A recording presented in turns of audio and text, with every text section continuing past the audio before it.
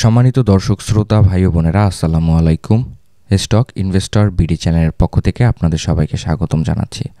আমি আজকে আপনার সাথে ঢাকা স্টক এক্সচেঞ্জের প্রধান সূচক ডিএসইএক্স ইন্ডেক্স নিয়ে আলোচনা করব এবং আগামী কার্যদিবসটি শেয়ার বাজারে কেমন যেতে পারে এই বিষয়টি আপনাদের সামনে তুলে ধরার চেষ্টা করব এবং আলোচনার মাধ্যমে বুঝিয়ে দেওয়ার চেষ্টা করব। সো হ্যালো, আমি Yasin Shoaib, welcome to my channel. আর এখনও যারা আমার এই চ্যানেলটিকে সাবস্ক্রাইব করেনি, প্রতিদিনকার মার্কেট আপডেট পেতে চ্যানেলটিকে সাবস্ক্রাইব করবেন এবং পাশে থাকা নোটিফিকেশন আইকনটি অন করে দিবেন। অলরেডি যারা চ্যানেলটিকে সাবস্ক্রাইব করেছেন তাদেরকে অসংখ্য ধন্যবাদ জানাচ্ছি। তো দর্শক, আমরা যদি আজকে ডিএসইএক্স ইন্ডেক্সের ডে চার্টের দিকে একটু লক্ষ্য করি তাহলে দেখতে পাচ্ছি আজকে আমরা যে ক্যান্ডেলটি পেয়েছিলাম এটি একটি আপট্রেন্ডমুখী ক্যান্ডেল ছিল।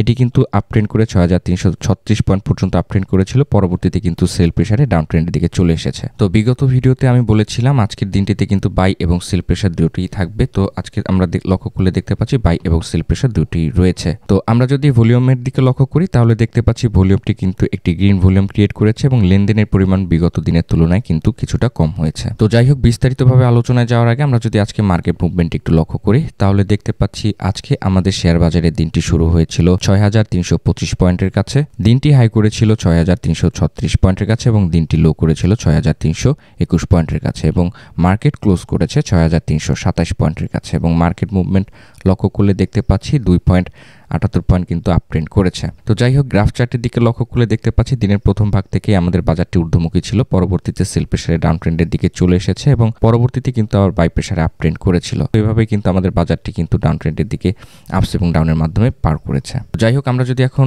ডিএসইএক্স ইন্ডেক্সের এক্সটেন্ট মিটারটি একটু লক্ষ্য করি তাহলে দেখতে পাচ্ছি আজকে 73টি শেয়ারের দাম বেড়েছিল এবং দাম কমেছে 113টি শেয়ারের এবং অপরিবর্তিত রয়েছিল 181টি শেয়ারের দাম। যে সকল কোম্পানিগুলো আজকে আমাদের শেয়ার বাজারে প্লাস ইন্ডেক্স কন্ট্রিবিউট করেছিল সেখানে উঠে এসেছে Delta Life Insurance, Midland Bank, Fuwang Food, Orion Infusion, Rupali Life Insurance, Prime Bank, মেঘনা Life Insurance, Fuwang Ceramic, Central Pharmaceuticals এবং ফার কেমিক্যাল। তো যে সকল কোম্পানিগুলো আজকে আমাদের শেয়ার বাজারে মাইনাস ইন্ডেক্স কন্ট্রিবিউট করেছে সেখানে উঠে এসেছে Olympic, unique hotel and resort, Genex IL, JHRML, ITC AIL, Reliance insurance, Aamranet, Lafarge Holcim এবং ইএইচএল। তো আমরা যদি এখন ডিএসইএক্স ইন্ডেক্সের সাপোর্ট এবং রেজিস্ট্যান্স লাইনটিকে একটু লক্ষ্য করি তাহলে দেখতে পাচ্ছি বর্তমানে আমাদের প্রথম যে সাপোর্ট লাইনটি রয়েছে এটি রয়েছে ৬৩০৫ পয়েন্টের কাছে, দ্বিতীয় যে আমাদের সাপোর্ট লাইনটি রয়েছে এটি রয়েছে ৬২৩১ পয়েন্টের কাছে এবং তৃতীয় যে সাপোর্ট লাইনটি রয়েছে এটি রয়েছে ৬১৬৪ পয়েন্টের কাছে। এবং আমরা যদি এখন রেজিস্ট্যান্স লাইনটিকে একটু লক্ষ্য করি তাহলে দেখতে পাচ্ছি আমাদের প্রথম যে রেজিস্ট্যান্স লাইনটি রয়েছে এটি রয়েছে ৬৩৮৬ পয়েন্টের কাছে এবং দ্বিতীয় যে আমাদের রেজিস্ট্যান্স লাইনটি রয়েছে এটি রয়েছে ৬৪৬৩ পয়েন্টের কাছে। তো দর্শক, সাপোর্ট এবং রেজিস্ট্যান্স লাইনটিকে ড্র করার পরে আমরা যদি একটু ডে চার্টের দিকে একটু লক্ষ্য করি তাহলে দেখতে পাচ্ছি আজকে আমাদের যে ক্যান্ডেলটি আপট্রেন্ডমুখী ছিল এটি কিন্তু সেল প্রেসারে নিচে চলে এসেছে এবং নিচে পরবর্তীতে কিন্তু ৬৩২১ পয়েন্ট পর্যন্ত কিন্তু ডাউন ট্রেন্ডের দিকে গিয়েছিল এবং এটি কিন্তু বিগত দিনের যে আমাদের সাপোর্ট লাইনের যেটি রয়েছিল এটি পর্যন্তই কিন্তু ডাউন ট্রেন্ডের দিকে নেমেছিল। তো যাই হোক, আমরা যদি এখন আরএসআইটিকে একটু লক্ষ্য করি তো আরএসআইটি দেখতে পাচ্ছি ঊর্ধ্বমুখী অবস্থান করছে। এখানে একটি সাপোর্ট পেয়ে কিন্তু আরএসআইটি অবস্থান করেছিল 51 পয়েন্টের কাছাকাছিতে কিন্তু ডাউন ট্রেন্ডের দিকে গিয়েছিল, পরে এখান থেকে সাপোর্ট পেয়ে কিন্তু আপ ট্রেন্ডে গিয়েছে এবং বর্তমানে কিন্তু আমাদের আরএসআইটি 52 পয়েন্টের কাছে অবস্থান করছে এবং ঊর্ধ্বমুখী আমরা আরএসআই এর দেখতে পাচ্ছি। তো আগামীকালকের বাজারটি যদি ঊর্ধ্বমুখী যায় সেক্ষেত্রে কিন্তু আমাদের আরএসআইটি 56 পয়েন্ট পর্যন্ত আপ ট্রেন্ড করার একটি প্রবাবিলিটি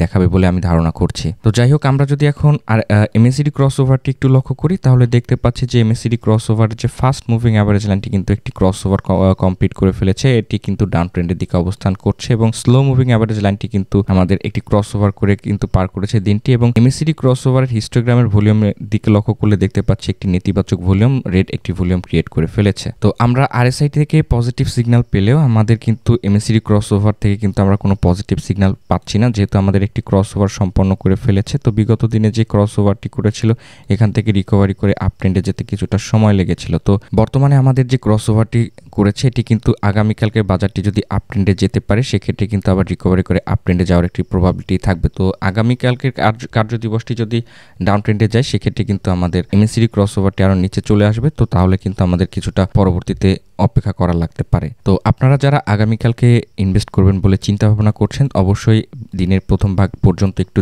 ভালোভাবে দেখে শুনে বুঝে তারপরে বিনিয়োগের সিদ্ধান্ত নেবেন। যেহেতু আমাদের একটি ক্রসওভার করে ফেলেছে এমএসসিডি ক্রসওভার থেকে, সেখানে কিন্তু আমাদের একটি কোনো পজিটিভ সিগন্যাল যেহেতু পাচ্ছি না, তো অবশ্যই মার্কেটটি ভালোভাবে ওয়াচ করে তারপরে কিন্তু বিনিয়োগের সিদ্ধান্ত নেওয়াটাই ভালো হবে বলে আমি ধারণা করছি।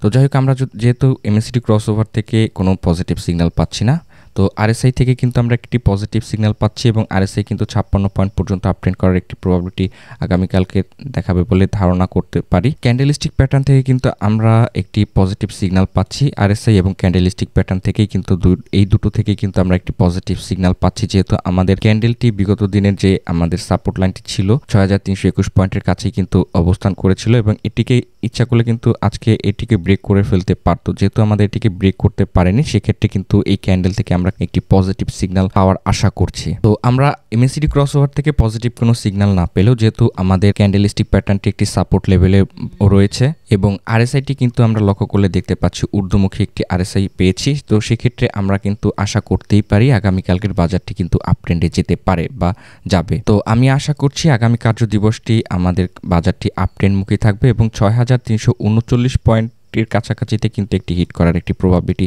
দেখাতে পারে বলে আমি ধারণা করছি। তো তারপরেও আমি আপনাদেরকে আবার একটু রিমাইন্ড করিয়ে দিচ্ছি, যেহেতু আমাদের ক্যান্ডেলটি ভালো থাকলেও এবং আমাদের আরএসআইটিও ভালো থাকলেও কিন্তু এমএসসিডি ক্রসওভার থেকে কিন্তু আমরা কোনো পজিটিভ সিগন্যাল পাচ্ছি না। তো সেক্ষেত্রে আপনারা যারা বিনিয়োগ করবেন তো অবশ্যই আমাদের যে 6321 পয়েন্টের এই লাইনটিকে ব্রেক করে কিনা এটিকে ভালোভাবে অবজার্ভ করে তারপরে বিনিয়োগের সিদ্ধান্ত নেবেন। যদি এটিকে ব্রেক করতে না পারে এবং এখান থেকে আপট্রেন্ডমুখী থাকে, সেক্ষেত্রে কিন্তু একটি সেফ ইনভেস্টমেন্ট করতে পারবেন বলে আমি ধারণা করছি। তো যাই হোক, আগামীকালকের বাজারটি আমরা আশা করছি যে পজিটিভ একটি বাজার লক্ষ্য করতে পারবো এবং এই এমএসসিডি ক্রসওভারের যে ক্রসওভারটি করেছে এটি থেকে ব্রেকআউট করে আপট্রেন্ডমুখী থাকবে আমাদের বাজারটি। তো ধন্যবাদ সবাইকে আমার এই ভিডিওটি দেখার জন্য। এখনও যারা আমার এই চ্যানেলটিকে সাবস্ক্রাইব করেননি, প্রতিদিনকার মার্কেট আপডেট পেতে চ্যানেলটিকে সাবস্ক্রাইব করবেন এবং পাশে থাকা নোটিফিকেশন আইকনটি অন করে দিবেন। অলরেডি যারা চ্যানেলটিকে সাবস্ক্রাইব করেছেন তাদেরকে অসংখ্য ধন্যবাদ জানাচ্ছি। আপনার এবং আপনার পরিবারের সবার সুস্বাস্থ্য এবং মঙ্গল কামনায় ভিডিওটি শেষ করছি। আমার জন্য দোয়া করবেন এবং আমার পরিবারের জন্য দোয়া করবেন। আসসালামু আলাইকুম।